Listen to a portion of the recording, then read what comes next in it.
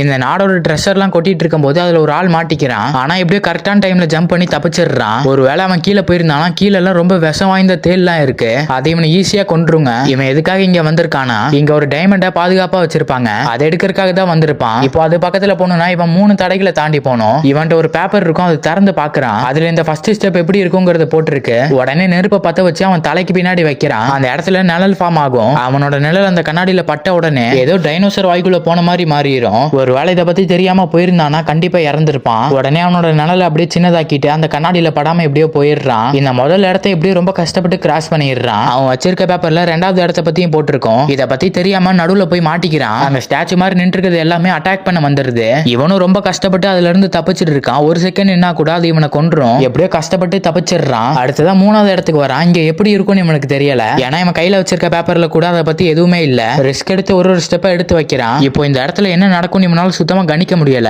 மரக்கட்டையால செய்யப்பட்ட தர மாதிரி இருக்கு. இவன் ஸ்டெப் எடுத்து வைக்க அது கீழே விழுக ஆரம்பிக்குது. எப்படியோ கஷ்டப்பட்டு ஓடிடுறான். கடைசியில ஜம்ப் பண்ணி அந்த டைமண்டையும் கையில எடுத்துடுறான். அதுக்கப்புறம் கீழே அந்த தேள் இருக்குமே அந்த இடத்துல போய் விழுந்துடுறான். அது இவனை கடிக்க வருது. இவன் கையில வச்சிருக்க டைமண்ட்